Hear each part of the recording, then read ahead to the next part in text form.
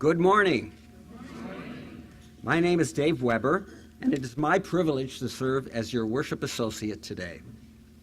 We come together in community, supporting and encouraging each other on our spiritual journeys, affirming the importance not only of tolerance, but of acceptance, compassion, and open-mindedness. Welcome to this good place, Tapestry, a Unitarian Universalist congregation. Our minister, the Reverend Kent Doss, is not in the pulpit today. He will return next Sunday. Today we have the pleasure of welcoming Michael Eselun as our guest speaker for what he tells me is his 12th visit here. Michael serves as the chaplain for the Sims-Mann UCLA Center for Integrative Oncology. He has worked extensively in oncology, hospice, palliative care, and with acute psychiatric patients, and has spoken extensively about his work. He recently gave keynote addresses at the National Conference for Women Living with Metastatic Breast Cancer in Philadelphia and at the Promising Practices for Mental Health and Aging Conference at the California Endowment.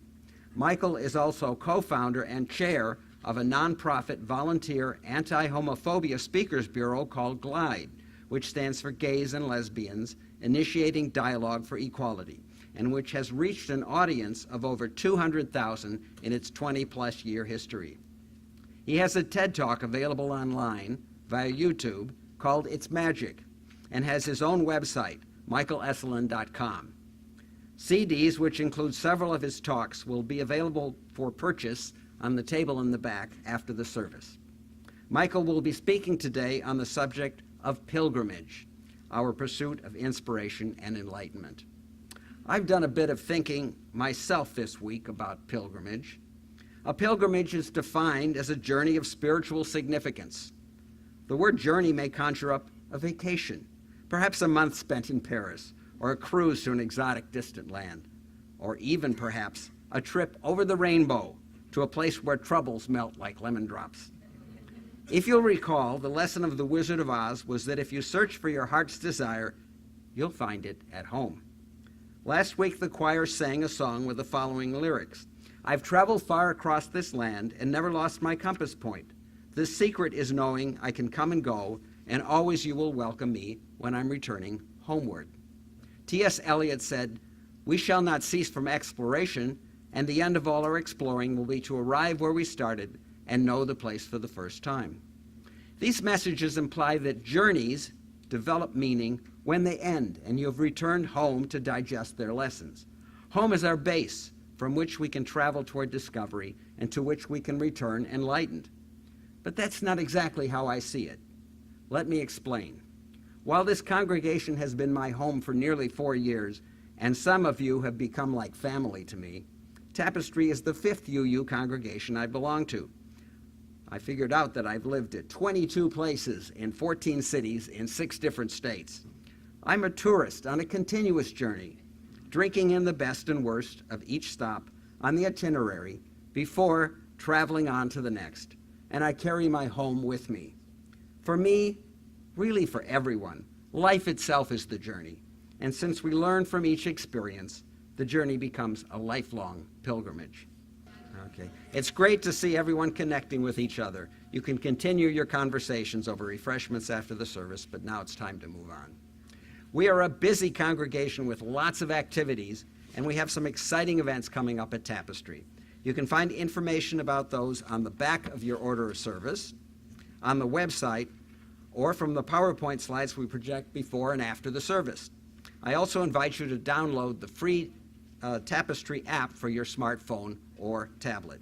It offers updated information, including events and worship services. And now, Bev Huff has a special announcement.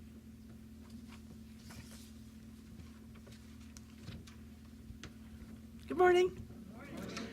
You may have noticed that the Green Sanctuary Committee has been particularly active this year.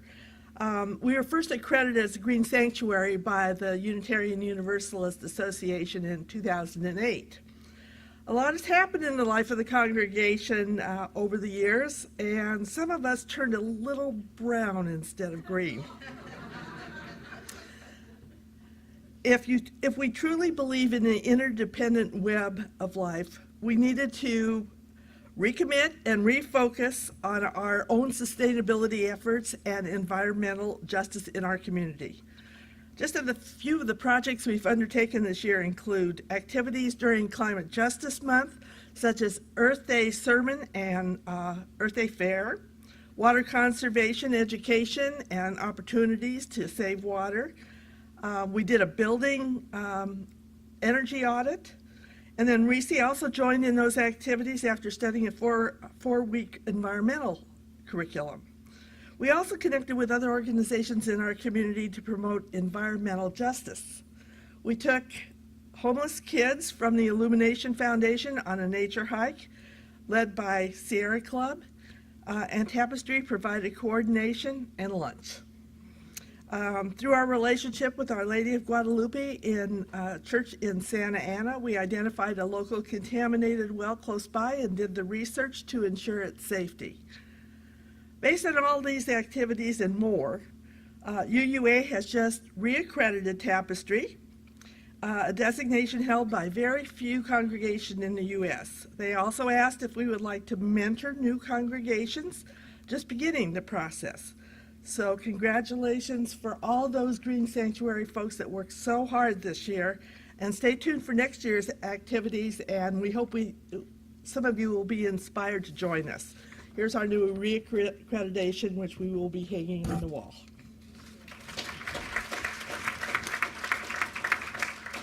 Thank you, Bev. I'd also like to call Lynn Cowan up a moment.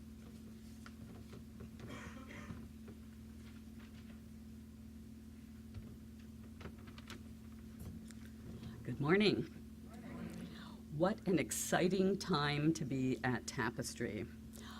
By now, everyone should have received the Raise the Roof information packet and a pledge card for our down payment on a new permanent home for Tapestry. There are many, many details yet to work out, but the question now is what we will be able to afford, not if we will buy. We must purchase a building to escape the ever-increasing commercial rent in South Orange County to control our costs for years to come. Purchasing a home will put us on a long-term plan to reduce our building costs and one day free up funds for programs to make the world a better place in our community and beyond. My husband Dave and I sought out a church to offer our children a religious education with a choice of paths to take. We found that place in Tapestry.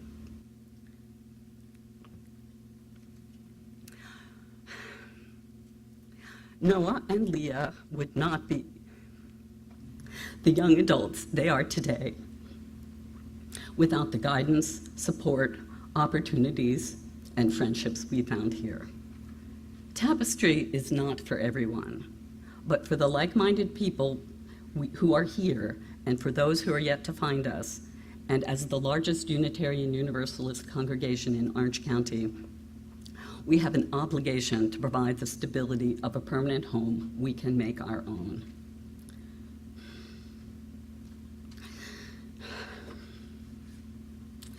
When my mother died 3 years ago, I received a small inheritance.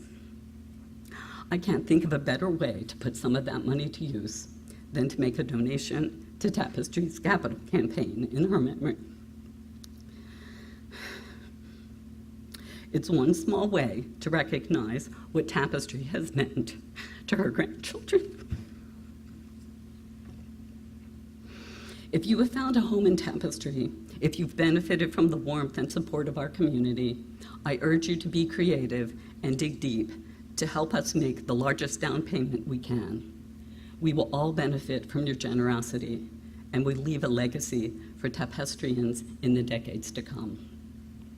This dream is within our reach, and together we can stretch to make it so. Thank you.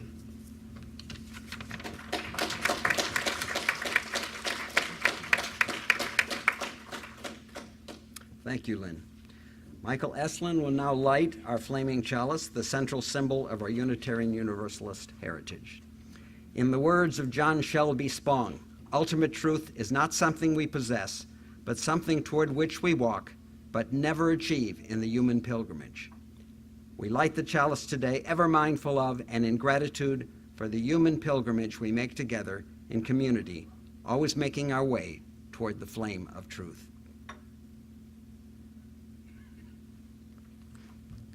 Please join me now in saying our covenant, followed by our song of affirmation. Love is the spirit of this congregation, and service is its law. This is our great covenant, to dwell together in peace, to seek truth in love, and to help one another.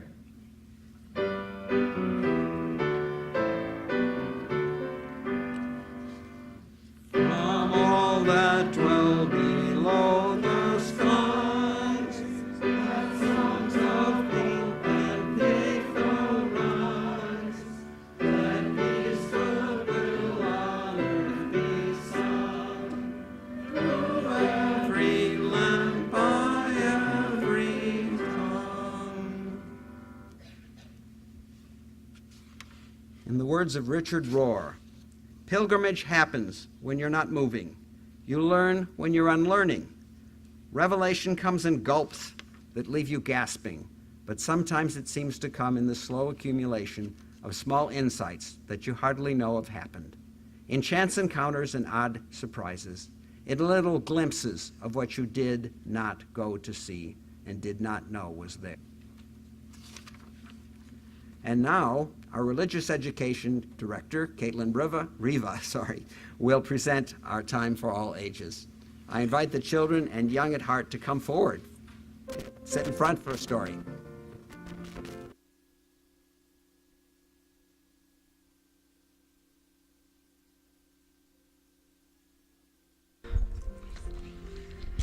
Good morning. Good morning. All right. So our story today is called The Treasure by Yuri Shulevitz.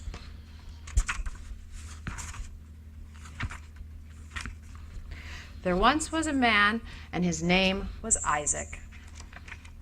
He lived in such poverty that again and again he went to bed hungry. One night he had a dream. In his dream, a voice told him to go to the capital city and look for a treasure under the bridge by the royal palace. It is only a dream, he thought, when he woke up, and he paid no attention to it. The dream came back a second time, and Isaac still paid no attention to it. When the dream came back a third time, he said, "Maybe it's true," and he set out on his journey. Now and then, someone gave him a ride, but most of the way, he walked. He walked through forest, he crossed over mountains. Finally, he reached the capital city. But when he came to the bridge by the royal palace, he found that it was guarded day and night. He did not dare to search for the treasure. Yet he returned to the bridge every morning and wandered around it until dark. One day, the captain of the guards asked him, "Why are you here?" Isaac told him the dream. The captain laughed. "You poor fellow," he said, "what a pity you wore your shoes out for a dream. Listen, if I believed a dream I once had, I would go right now to the city you came from, and I'd look for a treasure under the stove in the house of a fellow named Isaac." And he laughed again. Do you guys remember the man's name? Yeah. Isaac, right. Isaac bowed to the captain and started on his long way home. He crossed over mountains. He walked through forests. Now and then someone gave him a ride, but most of the way he walked. At last he reached his own town. When he got home, he dug under his stove, and there he found the treasure. In thanksgiving, he built a house of prayer, and in one of its corners he put an inscription, "Sometimes one must travel far to discover what is near." Isaac sent the captain of the guard a priceless ruby, and for the rest of his days he lived in contentment, and he never was poor again. That treasure. Now it is time for our classes. We're all together in the big classroom. As a reading this morning, I want to share with you an excerpt from Santiago. It's a book called Pilgrim by the poet David White. so that one day you realized that what you wanted had actually already happened, and long ago, and in the dwelling place in which you lived before you began, and that every step along the way you had carried the heart and the mind and the promise that first set you off and then drew you on, and that you were more marvelous in your simple wish to find a way than the gilded roofs of any destination you could reach.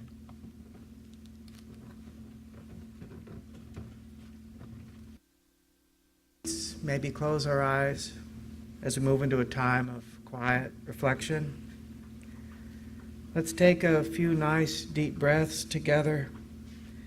And as we breathe, we quiet our minds.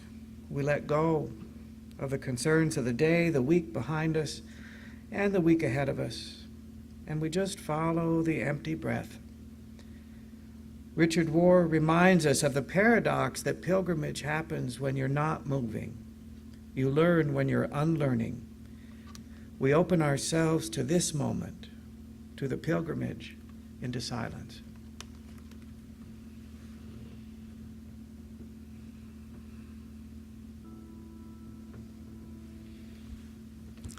Good morning. Remains in the warmth and compassion of our hearts until we are together again. If you feel so comfortable, I invite you to take the hand of the one next to you, or not. And maybe we could close our eyes. Let's take a few breaths together. Marcel Proust tells us the real voyage of discovery consists not in seeking new landscapes, but in having new eyes. On the pilgrimage of our own lives, may we keep our hearts and eyes open to new awakenings, new discoveries, and for the possibility of communion with life in perhaps the unlikeliest of places, as we all make our own way home. So be it.